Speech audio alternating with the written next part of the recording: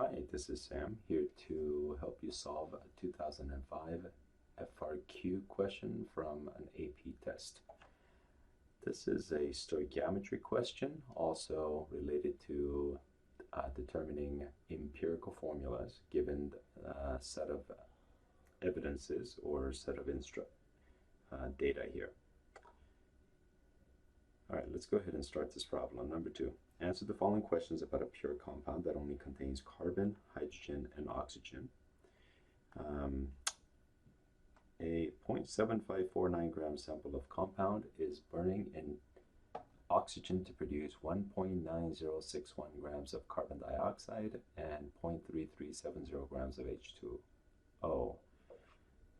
The task here is calculate the individual masses of carbon, hydrogen, and oxygen found in this gram sample. And we have to determine the empirical formula of the compound. To do this, you can do this a few ways, but what I like to do is kind of set up a hypothetical equation of CHNO.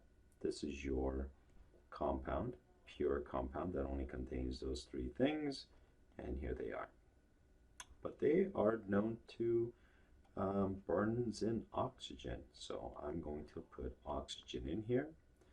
And a combustion equation like this usually goes to completion until something runs out. In this case is likely this 0.7549 gram sample of the compound, and producing CO2 and also produces H2O.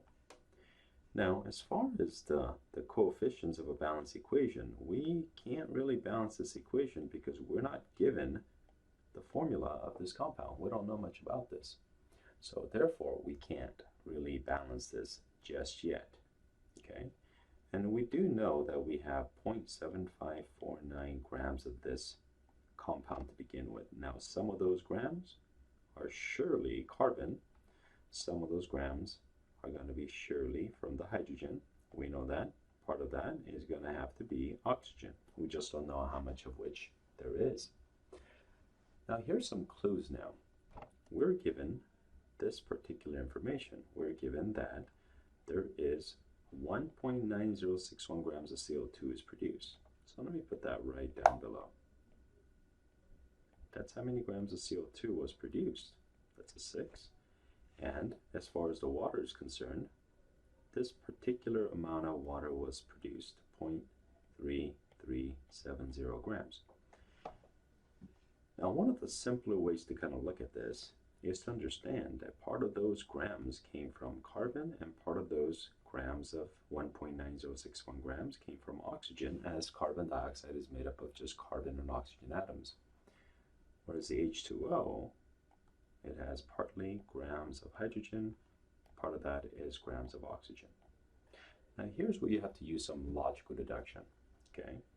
Now CO2, that gram of carbon right here, must have come from here, because that's the only the reactant that contains carbon. So therefore, the grams of carbon that you can find from this composition of CO2 must be the grams of carbon that is in this sample of CHO containing compound. Now, what about the oxygen?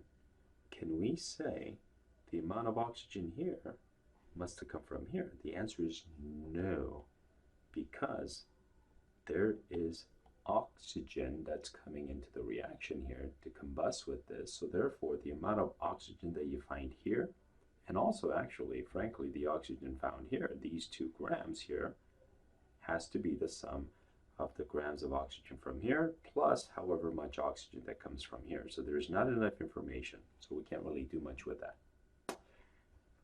But over to the right, the grams of hydrogen that would be found here in H2O must have come from the hydrogen here. So therefore, once you know the grams of the carbon here, and of course, once you find the grams of hydrogen here, since these 3 masses here must add up to 0.7549 grams, so therefore you can find this oxygen. That would be the way to kind of handle this problem.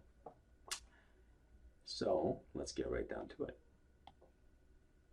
as far as the grams of carbon in that 1.9061 grams of CO2, 1.9061 grams of CO2, the simpler way of doing this is like this. You can say, since the molar mass of CO2 is for every 44 grams of CO2, that's the molar mass of CO2, and since there's one carbon in here, there's 12 grams of carbon atoms. This actually effectively gives you grams of carbon that you can put right here. Okay, so doing that calculation will give you, let's see, 1.9061 times 12 divided by 44 gives me 0.51985. The reason I have to put 5 sig figs, though a little messy, because I see 5 sig figs here. That's why. So that number will go here, 51985. Okay?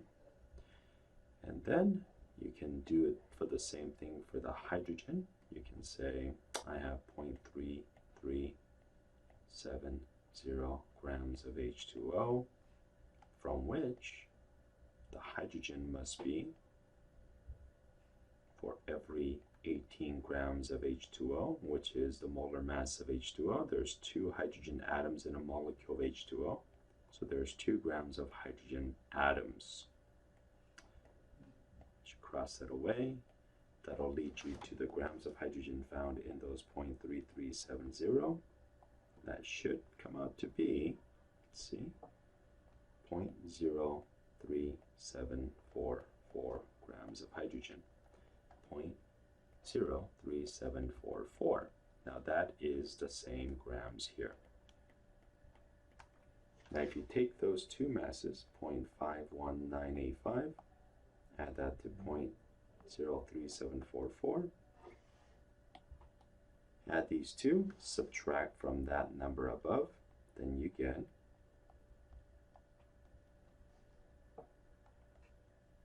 0.1976 grams of oxygen. Okay, and surely those three numbers will add up very much like this number right there. Now let me put this aside. Okay, so that completes the first portion. Calculate the individual masses of carbon, hydrogen, and oxygen, as you can see here, and here, and of course here. Now it's time to determine the empirical formula for the compound. So the empirical formula calculation is, I'm going to start with this many grams of carbon, and I'm going to relist this grams of the hydrogen, and then lastly 0.1976 grams of the oxygen. Now, to determine the molar mass, or the empirical formula I meant, you need to take the masses, convert them into moles first. So you have to get moles of carbon, moles of hydrogen, and moles of oxygen. Okay, so we're going to divide this one by 12 grams of carbon is a mole of carbon. Okay, when you do that, 0.51985 divided by 12, you should get 0.043321 moles. I'm trying to be somewhat specific about significant figures. Now for the hydrogen, I'm going to go ahead and use 1 gram of hydrogen as 1 mole of hydrogen, which leads you to the same number. And lastly, if I take 16 grams of oxygen is a 1 mole of oxygen, and if I divide 1.1976 divided by 16, that gives me 0.01235 moles of oxygen. So once you get the grams, you divide by the molar masses to get the moles. Now what? You have to divide each of these numbers by the smallest of the three sets. Now the smallest one is clearly this number. So you'll divide all of them by 0.01235 to create a nice ratio that you can compare. And of course, the smallest number divided by itself is 1. And this number should come out really close to a 3. But I'm going to go ahead and do it anyway. 3.03. Okay. The number on the top, that looks like it might come out to be a fraction. Let's see. 43321 divided by 0.01235. As I suspected, 3.51. Now, this number is really close to a 3.5. This number is really close to a 3. This number is basically 1. And that's the ratio, but we cannot keep those in a fraction ratio. So at the end, you have one more step to do. Find the smallest whole number that you can multiply each one of these. It's got to be the same number that turns them into the smallest whole number ratio. And that is, of course, A2. When you do that, you should get C7H6O2.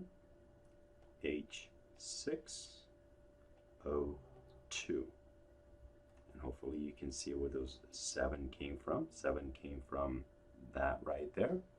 That's carbon 7. 6 came from this, H6. And then, of course, right there, we have oxygen 2. There you have it, folks. This is how you arrive at the correct empirical formula for this FRQ 2005, number 2. Good luck.